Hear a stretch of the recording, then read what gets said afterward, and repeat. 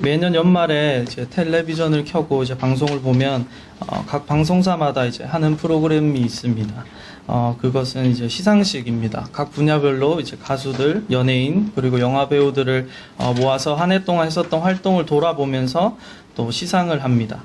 이 자리에서 상을 타는 많은 사람들이 있는데 그 중에서도 이들 중에는 그리스도인들도 포함되어 있습니다. 이 그리스도인들이 상을 받게 됐을 때 많은 감사의 말을 전하는 것을 우리가 보게 됩니다. 근데 그 말들 중에서 이제 그분들이 공통적으로 하는 말들 중에 하나는 하나님께 영광을 돌립니다. 또 하나님께 영광을 올려드립니다입니다.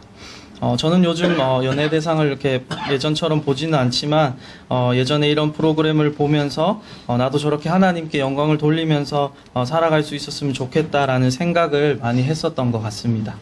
우리 그리스도인들은 누구나 다 이 땅에서 살아가면서 하나님께 영광을 돌리면서 또 살아가기를 원하고 그렇게 살고 싶은 소망을 늘 가지고 있습니다.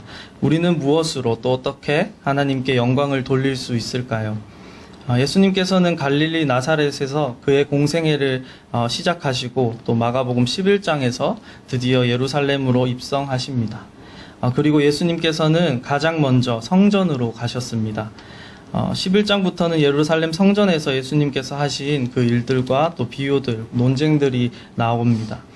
예수님께서는 성전에 있는 연복에, 즉 헌금함에 있는 그 헌금을 하는 사람들의 모습을 보고 계십니다. 부자들은 와서 헌금을 많이 하고 가는데 한 가난한 과부는 두 렙돈, 한 고드란트를 헌금한다고 나와 있습니다. 41절과 42절 말씀입니다. 예수께서 연보궤를 대하여 앉으사 무리의 연보궤에 돈 넣는 것을 보실세 여러 부자는 많이 넣는데 한 가난한 과부는 와서 두 렙돈 곧 한 고드란트를 넣는지라. 과부가 헌금을 한 이 두 렙돈은 당시 팔레스타인 지역에 유통되었던 화폐입니다. 마가는 이 화폐의 가치가 로마 화폐인 한 고드란트에 해당하는 것으로 오늘 말씀하고 있습니다. 한 고드란트는 이제 한 데나리온의 64분의 1의 가치를 가집니다. 당시 한 데나리온은 일반적으로 하루의 임금을 나타내는 돈이었습니다. 그것의 64분의 1이 두 렙돈인 것입니다. 부자들이 정확하게 이제 얼마나 많은 헌금을 했는지 성경에 나와 있지는 않지만 부자들이 아무리 적게 헌금을 했다 하더라도 과부가 한 헌금의 가치와는 비교되지 않을 만큼 많이 헌금을 했었을 것입니다. 그런데 예수님께서는 제자들을 불러서 오늘 이렇게 말씀하십니다. 43절 말씀입니다.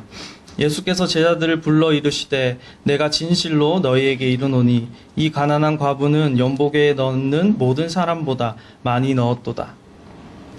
예수님께서는 이 가난한 과부가 가장 많은 헌금을 했다고 말씀하셨습니다.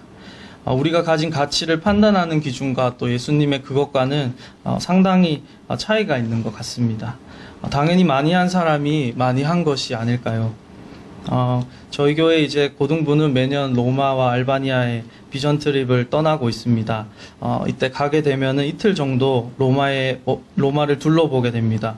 저는 작년과 올해 이제 2번을 가게 됐었는데, 직접 가서 로마를 둘러보니까 웅장하고 또 아름다운 옛 로마 제국의 그 유산들이 로마 시내 곳곳에 있었던 것을 보게 되었습니다. 그리고 올해 비전 트립 때는 특별히 바티칸에 갔었습니다. 바티칸은 로마 교황이 있었던 곳이니만큼 예술적인 그림들과 또 모자이크, 그리고 상상이 안 되는 건축 공법들과 장치들, 그리고 엄청난 조각상들로 가득 차 있었습니다. 그곳을 방문한 사람들 누구나 감탄할 수밖에 없었습니다. 저 역시도 그 바티칸의 화려함과 또 웅장함에 압도되는 듯 했었습니다. 이 어마어마한 것들을 보면서 사람들은 아마도 하나님의 영광이 있다면 이런 것이 아니었겠는가? 라고 이렇게 느꼈을지도 모르겠습니다. 우리는 하나님께 영광을 돌리며 살기를 원합니다. 우리의 삶이 하나님께서 기쁘게 받아주시는 삶이 되기를 또 원하고 우리의 삶을 통해서 하나님의 영광이 드러나기를 항상 소원하면서 그렇게 살아가고 있습니다. 그래서 우리는 영광이 될 만한 그리고 영광스러워 보일 만한 무엇인가를 가지길 원하고 그 무언가가 되기를 원합니다. 그리고 그것을 가지게 되고 또 그렇게 된다면 내가 그것으로 하나님께 영광을 올려드릴 수 있다고 생각합니다. 우리는 바티칸의 성당들과 같이 아름답고 화려하고 웅장한 것이 하나님께 영광이 될 것이라고 보통 그렇게 생각하는 것 같습니다. 그런데요, 여러분, 정말 이것이 하나님의 영광을 드러나게 하는 것일까요? 하나님께 영광을 돌리게 하는 것일까요? 우리가 이 영광을 따라가다 보면 처음 마음과는 다르게 자신이 점점 변해가는 것을 발견하게 됩니다. 놓치는 부분이 있기 때문입니다. 우리가 이런 영광을 쫓아 살아가다가 놓치는 부분은 우리가 생각하는 이 영광이 정말로 하나님께서 원하시는 것인지, 또 하나님께서 정말로 그렇게 영광스럽게 받으실 수 있는 것인가 라는 것입니다. 하나님께서는 진짜로 원하시는 것이 무엇일까요? 그것은 우리의 중심, 또 우리의 마음입니다. 신명기 6장 5절 말씀입니다. 너는 마음을 다하고 성품을 다하고 힘을 다하여 내 하나님 여호와를 사랑하라. 예수님께서도 역시 마가복음 12장에 29절에서 30절 말씀에서 이 신명기 6장의 말씀을 인용해서 말씀하셨습니다. 하나님께서는 정말 원하시는 것, 그리고 가장 중요하게 생각하시는 것은 우리가 그 마음과 목숨과 또 온 힘을 다하여 하나님 당신을 사랑하는 것입니다. 그래서 예수님께서는 부자들과 과부가 헌금하는 모습을 보시면서 과부가 더 많은 헌금을 했다고 말씀하고 계시는 것입니다. 왜일까요? 오늘 본문 말씀 44절 말씀입니다. 저희는 다 그 풍족한 중에서 넣었거니와 이 과부는 그 구차한 중에서 자기 모든 소유 곧 생활비 전부를 넣었느니라 하셨더라. 부자는 풍족한 중에서 헌금했습니다. 이 말씀은 풍족하다는 것이 나쁘다는 것을 의미하는 것은 아닙니다.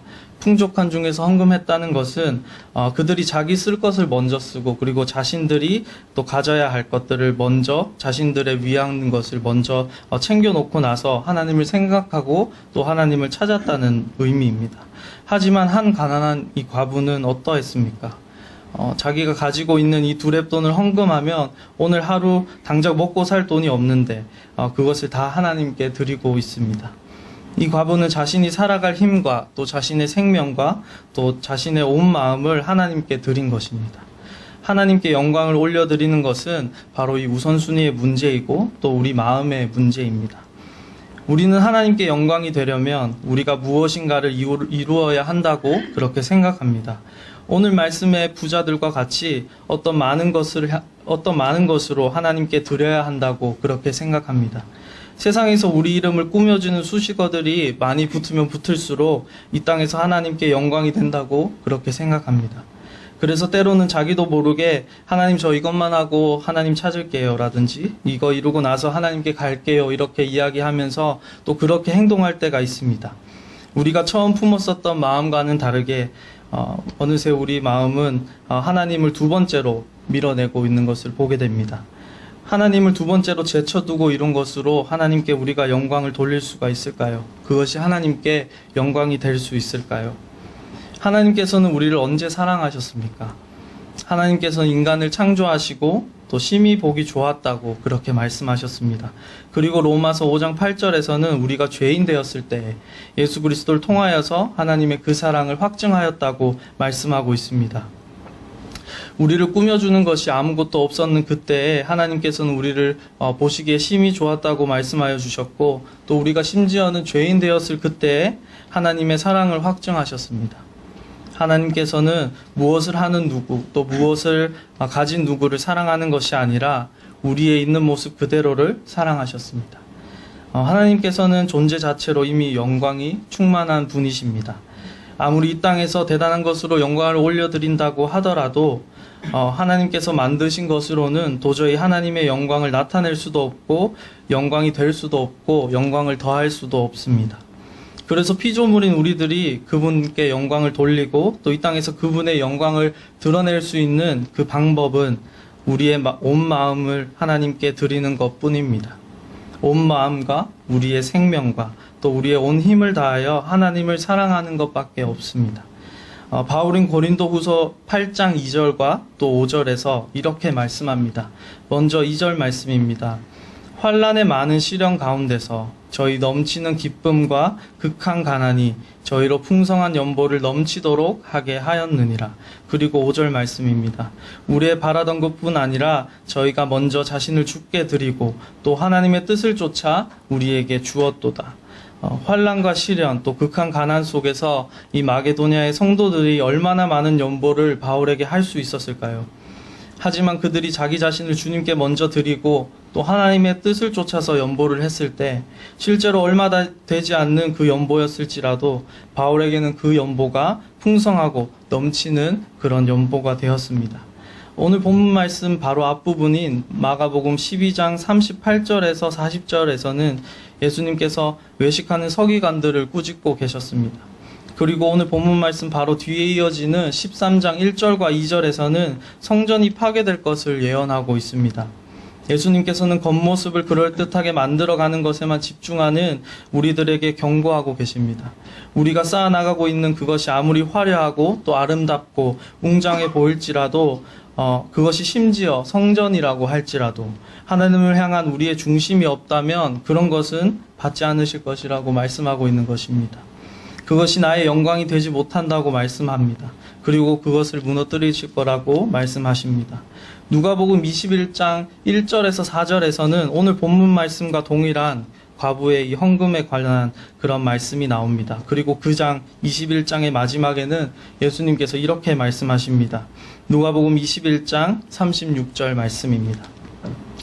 이러므로 너희는 장차 올 이 모든 일을 능히 피하고 인자 앞에 서도록 항상 기도하며 깨어 있으라 하시니라. 우리는 항상 기도함으로 깨어 있어야 합니다. 우리의 모든 힘과 또 생명과 마음을 다해 하나님을 사랑할 수 있도록 기도해야 합니다. 우리가 가졌었던 하나님께 영광을 돌리리라는 이 순수했던 첫 마음을 잃어버리지 않도록 항상 깨어 있어야 합니다. 한 가난한 가부는 이 땅에서 가장 가치가 없는 것으로 하나님께 드렸습니다.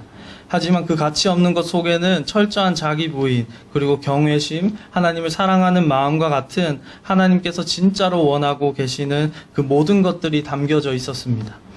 그것은 가장 작고 또 가벼운 것이었지만 하나님께서는 이 세상의 그 누구의 것보다도 가치 있고 또 귀하고 풍성하며 넘치는 것이었습니다. 사랑하는 성도 여러분, 우리가 무엇으로 하나님께 영광을 돌릴 수 있을까요? 또 무엇으로 이 땅에서 하나님의 영광을 드러내면서 살아갈 수가 있을까요? 우리의 중심을 그리고 마음을 점검해야 합니다. 새롭게 해야 합니다. 우리의 목숨을 다하고 뜻을 다하고 그 힘을 다하여 하나님을 사랑하는 것이 먼저입니다. 그리고 그렇게 하나님을 사랑하는 것으로부터 우러져 나오는 것으로 우리가 하나님께 드리고 또 내 것을 먼저 생각하는 것이 아니라 언제나 내 안에 하나님이 최우선 순위가 되어서 우리가 구차한 중에 빠져 있을 때라도 나의 전부를 하나님께 드릴 수만 있다면 하나님께서는 너무나도 귀하게 여기시며 그것을 기쁘게 받으실 것입니다. 그것이 비록 세상이 보기에는 보잘것없고 또 가치 없어 보이는 것이라고 할지라도 하나님께서는 그 어떤 것들보다 하나님께 영광이 되는 가장 가치 있는 것으로 받으실 것입니다. 또한 그런 우리의 삶을 통해서 하나님께서는 당신의 영광을 드러내실 것입니다. 우리의 중심으로 하나님을 높이고 또 하나님께 영광을 돌리며 살아가는 저와 여러분이 될 수 있기를 소망합니다. 그리고 하나님께 영광을 돌립니다. 이렇게 당당하게 고백할 수 있게 되기를 이 시간 소망합니다. 네, 함께 오늘 말씀을 생각하시면서 기도하시겠습니다.